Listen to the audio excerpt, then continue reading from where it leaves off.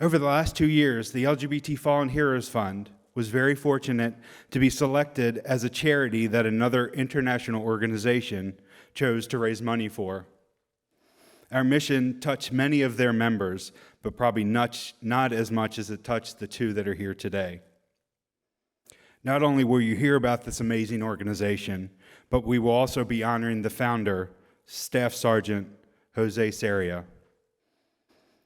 Can I please have retired Hospital Corpsman First Class Officer Rudy Legg-Benavides and Veteran Army Specialist Rick Benavides.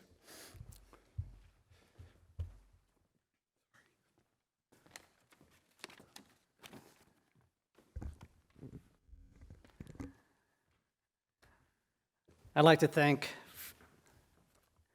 both Scott and Nick for the invitation to be here today. To the families, please know how deeply sorry we are for your loss. Scott, Nick, thank you both for the years of service, not only as a law enforcement officer and a member of the U.S. military, but for all you do on behalf of the LGBT Fallen Heroes Fund and the families. As Scott said, my name is Rudy Legg-Benavides, retired Navy corpsman, but also Emperor 8 and 9 of the Imperial Court of Washington, D.C. If you're not familiar with the Imperial Court, that's okay. That's why I'm here. The Imperial Court of Washington, D.C. is a 501c3 charity organization. Our number one goal is to raise money for other charity organizations. And every event and every fundraiser, every donation goes back to the community. The court system is set up as a monarchy. As you heard, I'm an emperor, and yes, I did have an empress. Her name was Ginger B. Sparkles. As monarchs, we don't rule or govern our organization. We have a board of directors that does that. Our job is to lead the fundraising expedition for our year. Every September, we hold a coronation. That event introduces everyone to new monarchs and begins a new fundraising year. In the 11 years that the Imperial Court has been here in Washington, D.C., we have raised over $300,000 for our community. Now, that's just a general overview of what the Imperial Court system does. I'm more than happy to talk one-on-one after the event. So I was introduced to the LGBT Fallen Heroes Fund by one of our members in 2018. Turned out to be perfect timing. The following year, I moved into the position of emperor in September of 2019. Ginger and I declared that the LGBT Fallen Heroes Fund would be one of the charities for that year. We held many fundraising events until March of 2020. Halfway through our fundraising year, the world changed. We no longer could get together at events to raise money. But like everyone, we quickly shifted gears and began raising money on online events. Scott and Nick were right there with us, helping us raise money, participating on our match game events and the Nailed It cake challenges. These guys were really great. At the end of our year in September 2020, we were still waist deep in the pandemic and couldn't get together for our next coronation. Our board asked Ginger and I if we would be willing to reign for another year. We gladly accepted the challenge. But with a new year comes new charities. It didn't take long for Ginger and I to decide that these guys were coming along for the ride. Another year, many more fundraising events, many of them online, a few in person, but we continued to raise money. We finally were able to have our coronation this past September of 2021, and Ginger and I stepped aside to our current monarchs. Through it all, I'm proud to say that we raised $36,000 for the LGBT Fallen Heroes Fund.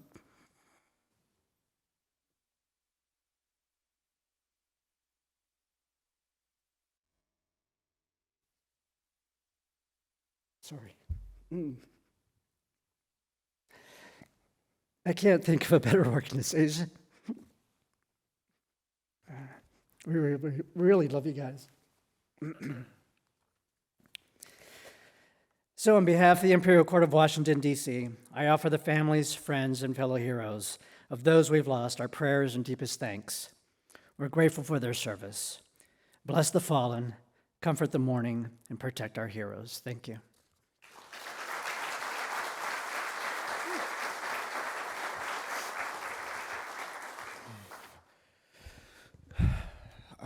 Thank you, Scott and Nick, for having us here today. My name is Rick Legg-Benavides, better known around the D.C. community as Destiny V. Childs. I was the first Empress with the Imperial Court of Washington, D.C. right here, and affectionately now known as the Queen Mother of Washington, D.C. So it's my honor today to tell you the story of Sergeant Jose Julio Sarria, who we are honoring here today. Jose often spoke of listening to President Franklin Delano Roosevelt address the nation, as he stated on December 7, 1941, that would be a day that would live in infamy. Jose and his family had listened to the radio in shock and silence as the reports of the Imperial government of Japan carried out the surprise bombing of the United States base at Pearl Harbor. Jose was in high school at the time and nearing graduation, and upon graduating from high school, he enrolled in college. And at the time to stay in college, individuals were required to enlist in the reserves, so Jose made his trip to the recruiting offices. He went to the Navy recruiting office for the first to hear what was being offered by them, just because he liked their uniform. From his stories, Jose said the recruiting officer was talking about how clean the Navy was and how they would get to see the world. But then they discussed that academically he would need to take science and heavy mathematical courses. At that point, Jose thought he was more about home economics and liberal arts and wasn't about trigonometry, physics, and chemistry, so he just got up and left. So then he walked into the Marines, and before he could get into the room, he was met by an enlisting officer sitting at the height and weight restrictions of 145 pounds and 5 feet tall, that he did not meet those standards. Jose barely weighed 90 pounds and was just under the 5 feet tall at the time, so it was obvious that it was not the place for him. So he then headed to the Army Recruitment Center and listened to the recruiter explain the advantages and opportunities of Army service. There were no core special requirements, so Jose could continue his liberal arts courses and foreign language classes, which eventually served him very well in the Army. Once again, Jose was told he was too short for the military, but however, Jose continued his determined efforts to enter the Army, and eventually he seduced, coerced, and convinced an officer at the San Francisco recruiting station to sign him up for enlistment. Jose completed basic training in Sacramento, California, and was assigned to the Signal Corps' intelligence school, based in part on his high aptitude for languages. The training ended as soon as his security clearance came back, long before Don't Ask, Don't Tell, with a quick transfer to the Cooks and Baker School. After graduation from the Cooks and Baker School, the men began to receive their orders for overseas. They were going into combat. Because Jose was underage, regulations forbid sending him into battle, so instead he was sent into the Army Specialist Training Program. The Army determined the need for more infantry, so they closed that program and transferred Jose to the motor pool. His driving skills were legendary for their near misses, and yet one day he was the only driver available when Executive Officer Major Maddox needed a driver. That drive resulted in the Major requesting Jose as his orderly and opened a world of opportunity to the young Jose. He eventually ended his career running an officer's dining facility in occupied Germany prior to his honorable discharge from the Army in 1945 with the final rank of Staff Sergeant. In 1960, Jose and other San Francisco residents, Guy Straight, formed the first gay nonprofit in the state of California, the League for Civil Education. The LCE provided support for gay men caught in all the too frequent police stings and sponsored ongoing presentations on homosexuality. SIR was seen as fairly radical in that it did not support hiding the fact that you were homosexual, but instead argued responsible action by responsible people in responsible ways. In 1963, Jose split off as the League started to focus mostly on the newsletter and formed SIR, the Society for Individual Rights. At a time when same-sex dancing was banned in bars, SIR's most popular events were regular dances held at the group's place on 6th Street near Market in the heart of San Francisco's Skid Row. Opened in April of 1966, the SIR Center, the nation's first gay and lesbian community center, had a resource library, a performance hall, and a very small office space. SIR sponsored many social and political functions, including bowling leagues, bridge clubs, voter registration drives, and published its own magazine known as Vector. In association with the Tavern Guild, SIR printed and distributed pocket lawyers. These pocket-sized guides offered advice on what to do if arrested or harassed by police. By 1968, SIR was the largest homophile organization in the U.S. with over 1,000 active members, a thriving magazine, and the base for political power that would later shake the city. SIR lasted for 17 years, ceasing operation in 1980. With a determination to make a difference in the community, in 1961, Jose declared himself a candidate for the San Francisco Board of Supervisors. Remember that at a time, he had to find registered voters to sign a petition allowing him to run. He was running as an openly gay man. The day before the deadline, city officials realized that they had fewer applicants than open positions, which would have guaranteed Jose's win. The city bosses kicked into gear and had a near-record 34 candidates on the ballot a total one day later. Jose ran his campaign from the Black Cat Bar and spent many a speech talking to the gay community about accepting the power that they had if they worked together. Even though he lost that November, placing 9th amongst almost 30 candidates and garnering about 6,000 votes, it is recognized as the beginning of the gay community, showing it had a personal and political clout. As Jose says, from that day on, nobody ran for anything in San Francisco without knocking on the door of the gay community. In 1977, the first openly gay man to win an election in California, Harvey Milk, was elected to that very same position. Her Royal Majesty Empress I of San Francisco, Jose the Widow Norton. Jose became Empress I almost by accident. He left the army in 1945 and returned to his beloved San Francisco, intent on becoming a teacher. He enrolled in college and was eventually hired as a part-time cocktail waiter at the Black Cat Bar when one of the waiters called in sick. The Black Cat would later become the stage that hosted Jose's famous weekend operas, and that sick waiter was Jimmy Moore, who soon became Jose's lover. A short time later, Jose was arrested in a police entrapment sting and as he was using the restroom at a local hotel, and that police claimed was notorious for homosexual activity. His attorney urged him to plead guilty so that his name would not appear in the paper, and he did, also paying a small fine. It was only later that he was told that the plea was also meant that he could never become a teacher. With that, his lifetime goal was crushed. One weekend, Jose invited to be in a female impersonator contest, Pearls, in Oakland. The winner got a 2-week stint and $50 per week. He won and found both the money and the attention very enjoyable. The win gave him some notoriety as an important, earned him a few small singing jobs, another life's passion.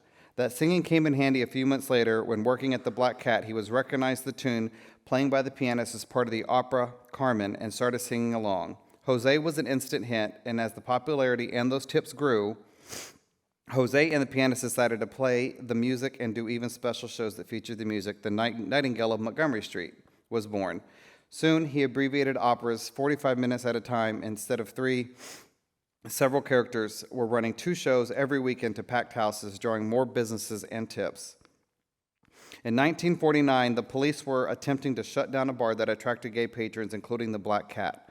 While the Supreme Court of California eventually decided that the bar could no longer be closed due to clients it attracted, the police and liquor authority harassment continued for another decade and eventually closing half of the city's gay bars. Jose saw more and more discrimination, and he got angrier and angrier and started to lead the patrons out into the streets to sing the closing song to the men who were in the city jail directly across the street. Jose and other unofficial community leaders finally started to encourage the men to not plead guilty. As more men pled not guilty, the result was a huge backlog in the court, and the court started requiring that police provide proof of the alleged behavior, and hundreds of the cases got dismissed. One favorite harassment technique, employees especially on Halloween night after midnight, was to arrest drag queens and other old city ordinance that made it illegal for men to dress in women's clothing with the intent to deceive. Jose countered this tactic by distributing labels to his fellow drag queens, handmade in the shape of a black cat's head that read, "I am a boy." If confronted, the queen would simply display the tag to prove there was no intent to deceive. Sarria's actions helped bring an end to those Halloween police raids. In 1963, the Black Cat finally succumbed to ongoing enforcement and assaults by law enforcement and the powerful Alcohol Beverage Association. For the next 2 years, Jose hosted his opera at the backstage on Bay Street and entered brunches in the Salinas Parlor until his election on the Halloween 1964 as Queen of the Ball. A few months later, Jose declared that he was already a queen and named himself Her Royal Majesty Empress of San Francisco, Jose I, the Widow Norton. That 1965 date is accepted as the start of the Court of San Francisco and the international court system as its entity. Jose later added Protector of the United States, Mexico, and Colombia. It is important to note that several groups were already in existence in the West Coast that had balls and queens. They were social organizations, and Jose saw the political and organization potential. He worked with those groups to craft a loose union of groups. It was then that the agreement of the groups of Portland, Vancouver, British Columbia, Seattle, and other cities that Jose was affirmed the Queen Mother of the Court of San Francisco, giving its place as the Queen Mother, known for the theatrical performances, fancy dinners, and funds outgoing. Other cities expressed interest in similar royal organizations and thus began Jose blessing other groups who promised to remain charitable, have fun, and obey all of her royal proclamations. Those groups are now known as the International Court System, which has been led for over 50 years, and we now have 77 chapters across the United States, Canada, and Mexico. And that, ladies and gentlemen, is Jose Julio Sarria.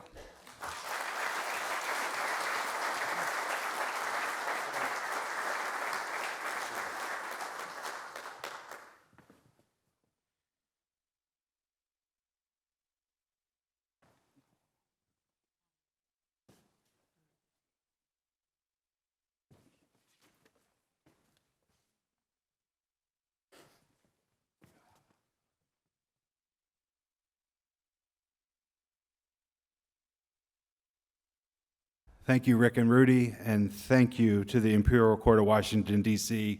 Without them, the funds that we would not have allowed us to bring everybody to Police Week this year. They've allowed us to do more things than we ever thought we would be able to do this early in the organization.